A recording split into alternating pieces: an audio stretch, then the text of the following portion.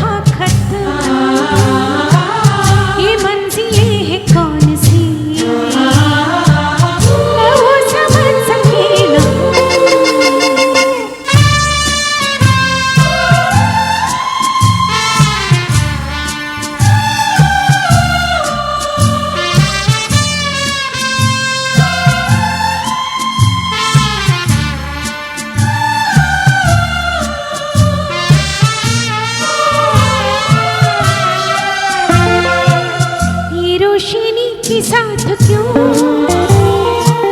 धुआं उठा चिराग से, ये रोशनी के साथ क्यों धुआं उठा चिराग से, ये ख्वाब देखती हूँ मैं कि जग पड़ी हूँ ख्वाब से, अजीब दास्तां है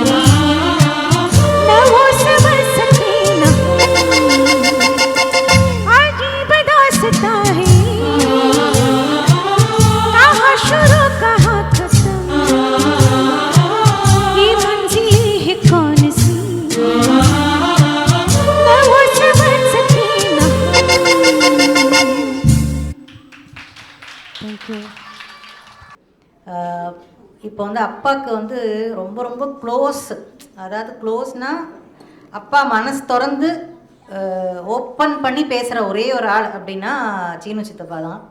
ராஜன் சித்தின்னா எங்கள் அம்மாவுடைய அத்தை பொண்ணு, அவளோட ஹஸ்பண்டு.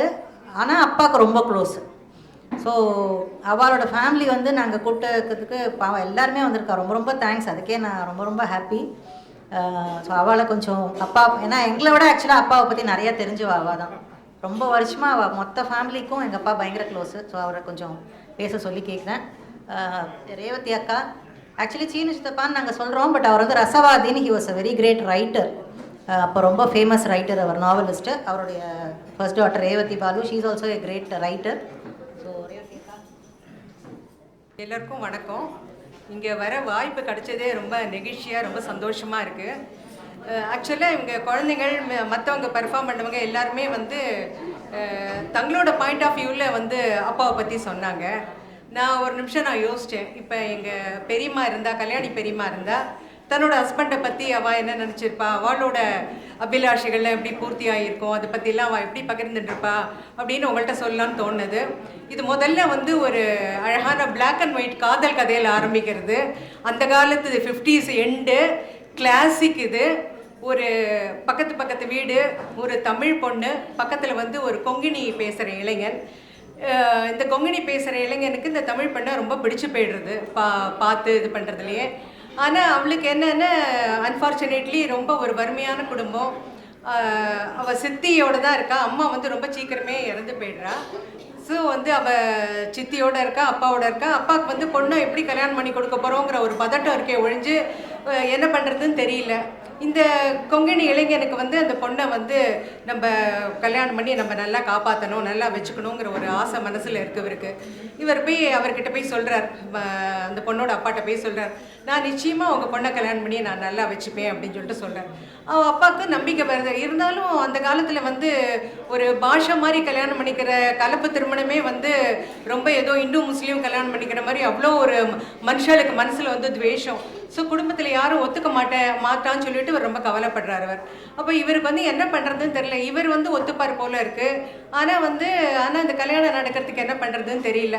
அப்போ இவரோட நண்பரை வந்து ரொம்ப க்ளோஸ் ஃப்ரெண்ட் ஒருத்தர் இருக்கார். அவரை போய் கேட்குறாரு, எனக்கு வந்து பெருசாக கல்யாணம்லாம் பண்ணணுன்னு கூட இல்லைப்பா, ஒரு பதவி திருமணமாக பண்ணிட்டு கூட நான் இந்த பொண்ணை நன்னா வச்சு காப்பாற்றுவேன் அப்படின்னு அவர் சொல்கிறார். நீ கவலையப்படாதே, பதவி திருமணத்துக்கு நம்ம ஏற்பாடு பண்ணலாம் அப்படின்னு சொல்லிட்டு, அப்போ யார் சாட்சி கையெழுத்து போடுறது? இந்த நண்பர் சொல்கிறார், நானே போடுறேன் வா அப்படின்னு சொல்கிறார். அந்த நண்பர் வேறு யாரும் இல்லை, எங்களோட தந்தை தான், ரசவாதிங்கிற ரைட்டர். அவர் வந்து அன்றைக்கி கையெழுத்து போட்டு பண்ணி வச்ச கல்யாணம் தான் அது. இதெல்லாம் எங்கள் அப்பா அம்மா சொல்லி தான் எங்களுக்கு தெரியும். ஏன்னா நாங்கள் இந்த பிக்சரில் வரதே 64 மஞ்சு பிறந்ததுக்கப்புறம் தான் வரேன். மஞ்சு பிறந்த போய் எனக்கு வந்து 9 வயசு தான் எனக்கு. அப்புறம் சில பேர்லாம் இப்போ இருக்கிற இவங்களுக்கெல்லாம் 1 வயசு 2 வயசு அப்படி தான் இருப்பாங்க. என் தம்பி தங்கையெல்லாம் வந்திருக்காங்க அவங்களுக்கெல்லாம். அதுக்கப்புறம் தான் ரொம்ப க்ளோஸாக நெருக்கமாக நாங்கள் பழக ஆரம்பித்தோம். அது வந்து என்னென்னு அந்த பெரியம்மா வந்து வச்சு காப்பாற்றுறேன்னு அவர் சொன்ன அந்த வாக்கை அப்படியே 100% நிறைவேற்றினாங்கிறதுக்கு எல்லாருமே சாட்சி. நாங்கள் அவ்வளோ சின்ன ஆசைகள், சின்ன அபிலாஷைகள், ஒன்றும் இல்லை, ஒரு குட்டிக்கோர பவுடர் பிடிக்கும், உங்களுக்கு மைசூர் சாண்டல் பிடிக்கும், அதெல்லாம் வாங்கி தந்து, அதெல்லாம் ரொம்ப பெரிய விஷயம். தன் மனைவி ஆசைப்பட்டால் கூட எல்லா கணவரும் நிறைவேற்றுவாளான்னு தெரியாது. அந்த மாதிரி எம்எஸ் கச்சேரியை வந்து நேரில் போய் கேட்கணும்னு எங்கள் பெரியம்மா ஆசைப்பட்டாலாம். நான் பெரியம்மான்னு சொல்கிறது வந்து எங்கள் அம்மாவோட மாமா பொண்ணு. அவங்க கல்யாணி வந்து எங்கள் அம்மாவோட மாமா பொண்ணு. அப்போ வந்து அவங்களோட எல்லா ஆசைகளையும் நிறைவேற்றிருக்கார். அப்புறம் 64க்கு அப்புறம் அந்த மஞ்சு பிறந்ததுக்கப்புறம் அவளை தொட்டியில் போட்டு நாங்கள் தான் பாடியிருக்கோம். அப்புறம் அவளோட ஃபஸ்ட்டு பர்த்டே, அப்புறம் இவ பிறந்து வீடு வந்து இவங்க எல்லாரும் பகிர்ந்துன மாதிரி ஒரே கோலாகலமாக இருக்கும். ஹிந்தி கிளாஸ்க்கு எல்லாரும் வருவாங்க, ஒரு ஹிந்தி பாட்டு ஓடிண்டே இருக்கும். பெரியம்மா எப்படின்னா வீட்டுக்கு யார் வந்தாலும் நல்லா சமைச்சு போட்டு சுட சுட எல்லாம் பண்ணுவாங்க. அடுத்த நிமிஷமே என்ன பண்ணுவாங்க, மயிலாப்பூரில் எப்போதுமே ஒரு கோலாகலம் உற்சவம் இருக்கும் இல்லையா. இப்போ நாங்களாம் வந்தோடனே எங்களை சட்டுன்னு ஒரு இடத்துக்கு அழிச்சின்னு போயிடுவாங்க, கோவில் அழிச்சின்னு போகிறது. சாப்பிட்டு முடிச்சோடனே எங்களுக்கெல்லாம் சாப்பாடு போட்டு முடிச்ச உடனே அழகாக ட்ரெஸ் பண்ணிட்டு கிளம்பி வந்துடுவாங்க. அந்த மாதிரி வந்து தெப்பத்தில் ஒரு தடவை நாங்கள்லாம் போன போது அழிச்சின்னு போனேன். இப்போ பெரியப்பாக்கு வந்து எப்போதுமே எல்லாத்துக்கும் பாஸ் கிடைக்கும், அதனால தெப்பத்தில் எங்களை எல்லாரையும் அழிச்சின்னு போனா பெரியம்மா. சீர்காழி கோவிந்தராஜன் எதிர்க்க பாடுறாரு, நாங்கள் எதிர்க்க உட்காந்துன்னு கேட்குறோம். எங்களுக்கெல்லாம் ரொம்ப ஒரே புல்லரிப்பு. அதெல்லாம் சின்ன குழந்தைகள் தான் நாங்கள்லாம். இருந்தாலும் தெப்பம் பார்க்கன்னு வந்தோம், தெப்பத்திலேயே நம்ம போகிறோம். அதெல்லாம் அந்த சின்ன வயசில் எங்களுக்கெல்லாம் ரொம்ப ரொம்ப ஒரு சந்தோஷமாக இருந்தது. இது மாதிரி நிறைய அவங்க வீட்டில் வந்து ஒரு சந்தோஷமான இது. எப்படின்னா எங்கள் வீடும் அதே மாதிரி இருக்கும். எங்கள் அப்பாவும் ரொம்ப ஒரு ஜாலியான டைப்பு. எங்கள் வீட்லேயே ஒரு மியூசிக் ஓடிகிட்டே இருக்கும், ஏதோ ஒன்று பாடிகிட்டே இருப்பார், கூட நாங்கள்லாமும் பாடின்னு இருப்போம். அதே மாதிரி வீடு ஒரு ஒரு விகல்பமே இல்லாமல் அவங்க வீட்டுக்கு போய் நாங்கள் இருந்தால் கூட எங்கள் வீட்டில் இருக்கிற மாதிரி எங்களுக்கு வந்து அவ்வளோ ஒரு சந்தோஷமாக இருக்கும். பெரியம்மாவை வந்து அவ்வளோ நல்லா வச்சுட்டார். அவர் அவ்வளோ நல்லா வச்சுட்டார். ஆசைப்பட்ட இடத்துக்கெல்லாம் கூட்டிகிட்டு போய், ஏன்னா அவங்க இல்லாதனால அவங்க சார்பில் யாராவது சொல்லணும். குழந்தைங்கள்லாம் அப்பாவை பற்றி அப்படி தான் சொல்கிறாங்களே ஒழிஞ்சு மனைவி சார்பில் சொல்கிறதுக்கு ஒருத்தர் வேணும்னு எனக்கு தோணுது. சரியாக சொல்கிறேன் நான் ஜாத்து? அவங்க சார்பில் சரி. அதனால் அந்த மாதிரி சொல்கிறதுக்காக, ஏன்னா இந்த மாதிரி மாறி கல்யாணம் பண்ணிட்டு, எவ்வளோ எதிர்ப்பை மீறி கல்யாணம் பண்ணிட்டு, இந்த மாதிரி ஒரு 5 குழந்தைகளையும் வச்சுட்டு குடும்பத்தில் வந்து எல்லாம் ரொம்ப பெருசாக இதாக இருப்பாங்க அப்படின்னு சொல்லி ரிச்சு அப்படிலாம் ஒன்றும் சொல்லவே முடியாது. ரொம்ப சாதாரணம் தான். ஆனால் அந்த சாதாரணத்தில் இருந்த மகிழ்ச்சியை வந்து ஒரு நிமிஷம் கூட விடாமல் அப்படி பார்த்துட்டார். அதே மாதிரி பெரியம்மாவும் எங்கள் அம்மாட்ட வந்து ரொம்ப ஒரு க்ளோஸாக இருப்பாங்க. எங்கள் அம்மா வந்து இந்த ராயப்பேட்டை ஹாஸ்பிட்டலில் அட்மிட் பண்ண போதெல்லாம் நாங்களாம் ரொம்ப சுதந்திரமாக பெரியம்மா வீட்டுக்கு போய் நாங்களும் சாப்பிடுவோம், ஹாஸ்பிட்டலுக்கு சாப்பாடு எடுத்துன்னு போவோம். அந்த மாதிரிலாம் ஒரு க்ளோஸாக ஒன்றும் ரொம்ப பேசவே வேண்டாம், என்ன பண்ணணுமோ அந்த நேரத்துக்கு அந்த மாதிரி எல்லாம் பண்ணிட்டு இருந்தாங்க. அதே மாதிரி எங்கள் அப்பா 94 போயிட்டார். அப்புறம் இவர் 98 தான் போயிருக்கார். அது வரைக்கும் 2 குடும்பமும் க்ளோஸ்னால் அவ்வளோ ஒரு க்ளோஸ். எல்லா விசேஷங்கள் எல்லாத்துலேயும் பார்ட்டிசிபேட் பண்ணி, என்னோடய கல்யாண நிச்சயதார்த்தம் 1980 நடந்தது. அது ரொம்ப சும்மா ஒரு ஃபேமிலி அஃபேராக வீட்டுக்குள்ளேயே தான் வச்சாங்க. அப்போ வந்து கூடுதலாக கூப்பிட்டது பெரியம்மாவையும் பெரியப்பாவும் தான். எங்கள் அப்பா வந்து ஒரு ட்ராமா ஆர்டிஸ்ட்டு, இது எழுத்தாளர் எல்லாம் இருந்தது. இவரும் ஹிந்தி ட்ராமாலாம் போட்டது பண்ண எப்படி அவங்களுக்குள்ள பழக்கம் வந்ததுங்கிறது எனக்கு குழந்தையில சரியாக தெரியல எனக்கு. ஆனால் அவங்கெல்லாம் முதல்லையே இந்த கல்யாணத்துக்கெல்லாம் முன்னாடியே அவங்க 2 பேரும் ரொம்ப ஃப்ரெண்ட்ஸ் அவங்க. அதனால் அந்த ஒரு க்ளோஸ் இதில் வந்து இந்த ரொம்பவும் இந்த ஃபேமிலியில் வந்து எங்களுக்கும் வந்து இந்த குழந்தைங்களும் இன்றைக்கும் அன்னி மாதிரி எங்களோட பழகின்னு இருக்காங்க. இன்றைக்கி எங்களை கூப்பிட்ருக்காங்கங்கிறதெல்லாம் ரொம்ப ஒரு நெகிழ்ச்சியான அனுபவமாக இருக்குது. ரொம்ப சந்தோஷமாக இருக்குது. நாங்கள் எந்த இடத்துக்கு போனாலுமே நாங்கள் 8 கட்டி ஒரு நாங்களும் எல்லோரும் பாடுவோம். 8 கட்டி அந்த சந்தர்ப்பத்துக்கு தகுந்த மாதிரி ஒரு பாட்டு போடுவோம். ஒரு பாட்டு ஒரு ஜஸ்ட்டு 5 மினிட்ஸு கேட்டே ஆனோம் நீங்கள்லாம். சும்மா இன்னைக்கு காத்தால ஒரு இன்ஸ்டிங்க்டில் எழுதின பாட்டு இது. வாராயோ வெண்ணிலாவை டியூனில் எழுதினோம். எங்கள் மனசுக்குள்ளே இருக்கிற எங்களோட கல்யாணி பெரியம்மா, எங்களோட சுகுமார் பெரியப்பா பற்றி நாங்கள் உடனே எழுதின பாட்டு இது. இதை உங்களோட ஷேர் பண்ணிக்கிறதுல ரொம்ப சந்தோஷம். அழகான கல்யாணி பெரியம்மா, அன்பான சுகுமார் பெரியப்பா, அழகான கல்யாணி பெரியம்மா, அன்பான சுகுமார் பெரியப்பா, அழகான கல்யாணி பெரியம்மா. இதை மாற்றி கூட சொல்லலாம். அழகான சுகுமார் பெரியப்பா, அன்பான எல்லாம் எல்லாருக்கும் எல்லாம் சொல்லிட்டாங்க. வாத்சல்யத்தோடு உறவை வாழ வைத்த தம்பதியே, வாத்சல்யத்தோடு உறவை வாழ வைத்த தம்பதியே, வணங்குகிறோம் உங்கள் பரிவை வாழ்நாள் முழுதும் யாமே, வணங்குகிறோம் உங்கள் பரிவை வாழ்நாள் முழுதும் யாமே. அழகான கல்யாணி பெரியம்மா, அன்பான சுகுமார் பெரியப்பா, அழகான கல்யாணி பெரியம்மா. ரசவாதிராஜம் குடும்பத்திற்கு இன்னொரு தாய் வீடு, ரசவாதிராஜம் குடும்பத்திற்கு இன்னொரு தாய் வீடு. விடுமுறையில் விளையாடி மனமகிழ்ந்து வாழ்ந்தோமே. அழகான கல்யாணி பெரியம்மா, அன்பான சுகுமார் பெரியப்பா, அழகான கல்யாணி பெரியம்மா. அருமை குழந்தைகள் ரவி விஜயா, சாயி மஞ்சு ஜாத்தும். அருமை குழந்தைகள் ரவி விஜயா, சாயி மஞ்சு ஜாத்தும். அவர் வழி நடக்கின்றாரே, அன்பை பொழிகின்றாரே, அவர் வழி நடக்கின்றாரே, அன்பை பொழிகின்றாரே. அழகான சுகுமார் பெரியப்பா, அன்பான கல்யாணி பெரியம்மா, அழகான சுகுமார் பெரியப்பா. அவர் தான் எனக்கு ஹீரோ, அவர் அழகாக சொல்லலாம். Thank you so much. வாய்ப்புக்கு நன்றி. Thank you so much. ரொம்ப நல்லா இருந்தது. ஒரு வாரம் சொல்ல சொன்னால் எல்லாருக்கும் வணக்கம். உடனே சுகுமார் வந்து சிரிச்ச முகம் எப்போதுமே, யாருப்பா ஃப்ரெண்ட்லியாகவே இருப்பார். எப்போ பார்த்தாலுமே யாருமே வந்து அவரை வந்து விரோதியாக நினைக்க மாட்டாங்க. அவர் பார்த்தாலே வந்து அவரோட ஃப்ரெண்டாக இருக்கணும்னு ரொம்ப ஆசைப்படுவார். நான் அவரோட ரொம்ப நாள் பழகலைன்னா கூட அடிக்கடி அவர்கிட்ட வந்து பேசுவேன். நான் ஒரு ஆக்டர், நம்புங்க எல்லாம் தயவு செஞ்சு. நான் பார்த்தா அப்படி தெரியாது, இருந்தால் கூட நான் ஆக்ட் பண்ணிட்டு இருந்திருக்கேன் ரொம்ப நாளாக. என் ட்ராமாலாம் பார்த்துருக்காரு. அவர் பார்த்துட்டு என்னோட ட்ராமா பற்றி ரொம்ப டிஸ்கஸ் பண்ணுவார். நல்லா பண்ணுறீங்க ராம் சார், பிரமாதமாக இருக்கும் ட்ராமாவில் ஆக்ட் பண்ணுவார். என்னுடைய வேலை பெரம்பூரில், அதனால் பெரம்பூருக்கு போயிட்டேன். பெரம்பூர் போனதுனால என்னால் அடிக்கடி அவரை பார்க்க முடியாமல் போயிடுது. இப்போ நினைக்கிறேன் அவரோட ஏன் பழகாமல் போயிட்டோன்னு ரொம்ப வருத்தப்படுறேன். நான் இப்போ அவரோட பழகிருந்தேன், நான் நிறைய கற்றுட்டு இருந்திருப்பேன். ஆக்டிங்லேயும் கற்றுட்டு இருந்திருப்பேன். இப்போ சுமாராக பண்ணிட்டு இருக்கேன், அப்போ நல்லா பண்ணிட்டு இருப்பேன். அவர் மிஸ் பண்ணுறேன், ரொம்ப மிஸ் பண்ணுறேன் அவரை. என்னுடைய அண்ணாவுக்கு நான் என்னுடைய மனமார நமஸ்காரம் பண்ணுறேன். அந்த குழந்தைகளுக்கு அவருடைய ஆசீர்வாதம் என்னைக்கு இருக்கும். சாயி அப்படியே அவர் மாதிரியே இருக்கான், அவர் மாதிரியே சிரிக்கிறான். அவர் பார்க்கும்போது அவரை பார்க்குற மாதிரி எனக்கு சந்தோஷமாக இருக்குது. எல்லோரும் நல்லா இருக்கும், குழந்தை நல்லா இருக்கும். என்னுடைய வயசுனால நான் எல்லாருக்கும் ஆசீர்வாதம் பண்ணுறேன். God bless you. தேங்க்யூ. நான் திடீர்னு நடுவில் வந்ததுக்கு ஒரு காரணம் இருக்குது. ஏன்னா அடுத்த பாட்டு சேத்தன் தான் பாட போகிறான். ஸோ நிறையா பேருக்கு தெரியாதுங்க சேத்தன், அபிஷேக்லாம் எவ்வளோ குவாலிஃபைட் லவ்லி சிங்கர்ஸ்னு. பட் அந்த பாட்டுக்கு பின்னால் ஒரு சின்ன கதை இருக்குது. சேத்தனுக்கு கொஞ்சம் நான் இந்த எஸ்பிபி சாங் பாடுறதுலாம் பிடிக்கும். ஸோ ஒரு தடவை கொரோனா டயத்தில் எனக்கு ஃபோன் பண்ணி, ஆக்சுவலாக அந்த பாட்டு எங்கள் அப்பாவுக்கும் ரொம்ப பிடிச்ச சாங். அவர் கொங்கனி, பட் கன்னடா சாங்ஸ் ரொம்ப பிடிச்சி கேட்பார். விஷ்ணுவர்தன் அவருக்கு பிடிச்ச ஹீரோ. அண்ட் சேத்தனும் பயங்கர விஷ்ணுவர்தன் ஃபேன்.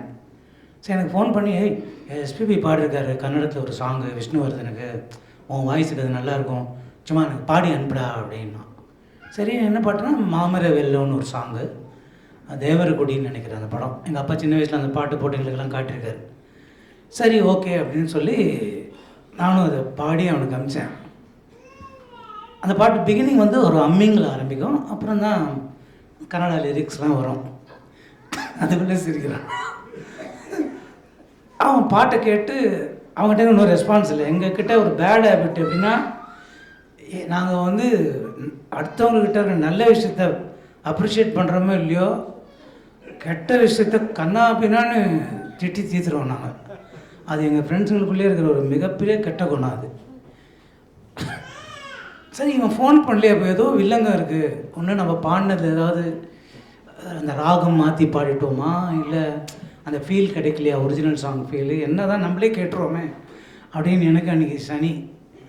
நான் அவனுக்கு ஃபோன் பண்ணி, சேத்தா கேட்டியான்? நான் கேட்டேன். என்னடா எவ்வளோ ஒரு மாதிரி சொல்கிறேன், என்ன தப்பாக ஏதாவது? இல்லை தப்புன்னு சொல்ல முடியாது. ஏடா அவங்க அப்பா கொங்குனி தானே அப்படின்னு. ஆமாம். அப்படின்னா கன்னடாலாம் நல்லா தெரியும்ல? தெரியும். ஏண்டா நீ பாடின அம்மிங் கூட கன்னடம் இல்லைடான்னு அவன். அதாவது என் வாழ்க்கையில் நீ பாடினது சுதி சேரலை, தாளம் சேரலை, குரல் நல்லா இல்லை, அசிங்கமாக இருந்தது, இந்த மாதிரிலாம் சொன்னால் கூட நான் வந்து மறந்துருப்பேன். நான் இனி வரைக்கும் அப்படியே பசு மரத்தாணி போல் எனக்கு பதிஞ்சது ஒரு ஹம்மிங். எனக்கு எப்படிங்க அவர் ஹம்மிங் கூட கன்னடம் இல்லைன்னா அதுக்கு மேலே அவங்ககிட்ட நான் என்னது சொல்கிறது. ஆனால் தேங்க் காட் அந்த பாட்டை பாடுறதுக்காகவே இன்றைக்கி நான் சேத்தனை ரெக்வஸ்ட் பண்ணி கூப்பிட்டேன். அண்ட் சேத்தன், அபிஷேக், பத்ரி, மாது, சுகுமார், பாஸ்கி, இன்னும் நிறையா பேர், சங்கர் எல்லாம் இன்றைக்கி வந்திருக்காங்கன்னா இவங்க இதில் சேத்தன்லாம் அபிஷேக் பத்ரிலாம் எங்கள் அப்பாவை பார்த்ததே இல்லை. அவங்க பார்த்துருந்தாங்கன்னா என்னை விட எங்கள் அப்பா தான் அவங்களுக்கு ரொம்ப க்ளோஸ் ஃப்ரெண்டாக இருந்திருப்பாரு. உண்மையான விஷயம். ஸோ எனக்கு என்னமோ அந்த கனெக்ட் இருக்குதுன்னு எனக்கு தோணுச்சு. அதனால தான் இன்றைக்கி ஃபோர்ஸ் பண்ணி அவங்கள வர சொன்னேன். So I kindly request Chethan to sing மாமர வெல்லோ. ஹம்மிங்லேருந்தே கன்னடாலே பண்ணுவாங்க, பிரச்சனையே இல்லை. Thank you Chethan, thank you Abhi, thank you Badri.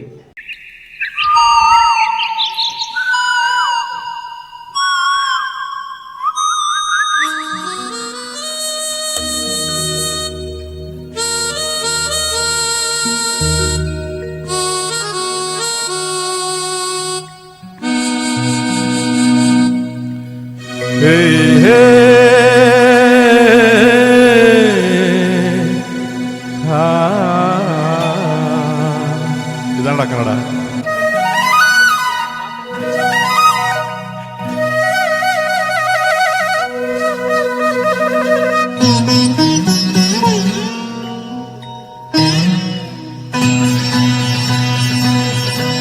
ಮಾಮರವೆಲ್ಲೋ ಕೋಗಿಲೆಯೆಲ್ಲೋ ಏನಿ ಸ್ನೇಹ ಸಂಬಂಧ ಎಲ್ಲಿಯದೋ ಈ ಅನುಬಂಧ. ಮಾಮರವೆಲ್ಲೋ ಕೋಗಿಲೆಯೆಲ್ಲೋ ಮಾಮರವೆಲ್ಲೋ ಕೋಗಿಲೆಯೆಲ್ಲೋ ಏನಿ ಸ್ನೇಹ ಸಂಬಂಧ ಎಲ್ಲಿಯದೋ ಈ ಅನುಬಂಧ.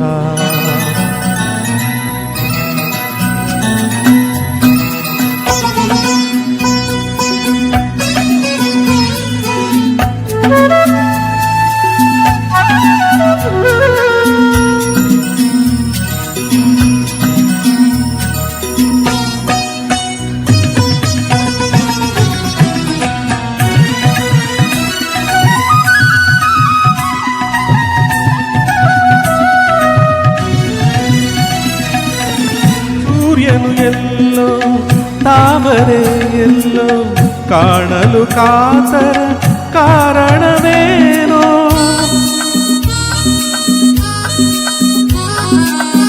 ಚಂದಿರನೆಲ್ಲೋ ನೈದಿಲೆಯೆಲ್ಲೋ ನೋಡಲು ಅರಳುವ ಸಡಗರವೇನೋ.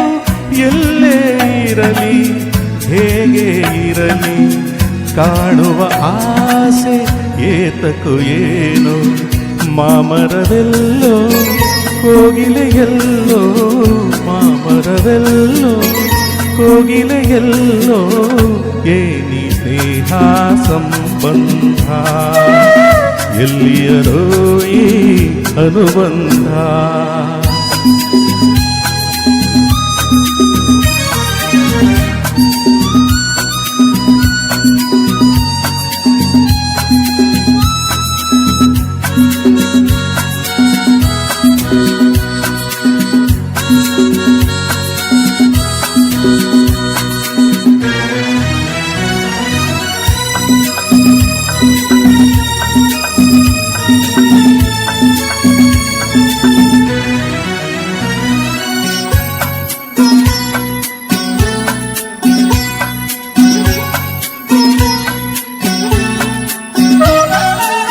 ಹುಣ್ಣಿಮೆಯಲ್ಲಿ ತಣ್ಣನೆ ಗಾಳಿ ಬೀಸಲು ನಿನ್ನ ನೆನಪಾಗುವುದು.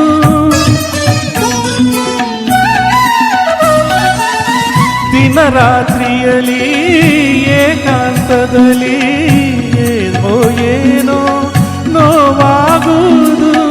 ಬಯಕೆಯು ತುಂಬಿ ಆಸೆಯ ದುಂಬಿ ಎದೆಯನು ಕೊರೆದು ಕಾಡುವುದೇನೋ. ಮಾಮರವೆಲ್ಲೋ ಕೋಗಿಲೆಯೆಲ್ಲೋ ಮಾಮರವೆಲ್ಲೋ ಕೋಗಿಲೆಯೆಲ್ಲೋ ಏನಿ ಸ್ನೇಹ ಸಂಬಂಧ ಎಲ್ಲಿಯದೋ ಈ ಅನುಬಂಧ.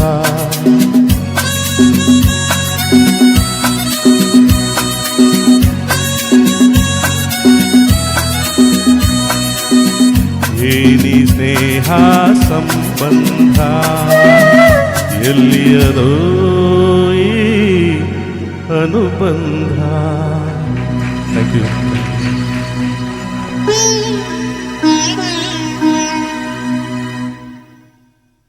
அதாவது இன்னைக்கு இங்கே வந்திருக்கிறது ரொம்ப சந்தோஷமா இருக்கு. ஏன்னா அவரை அபி சொன்ன மாதிரி நானும் சுகுமாரன் அங்கிளை பார்க்கல.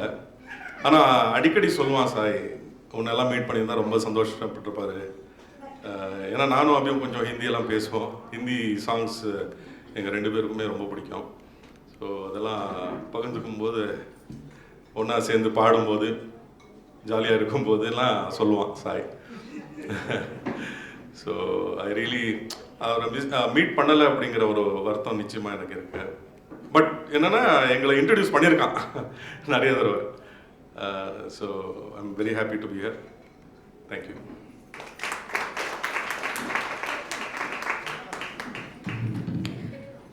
Thank you so much. ரொம்ப நல்லா இருந்தது. ஐ திங்க் கண்டிப்பாக அப்பாவுக்கு ரொம்ப ஹாப்பியாக இருந்திருப்பா. எங்கேயோ உட்காந்து கேட்டுருக்கா. சூப்பராக இருந்ததுப்பா. நீயும் பார்த்துருக்க.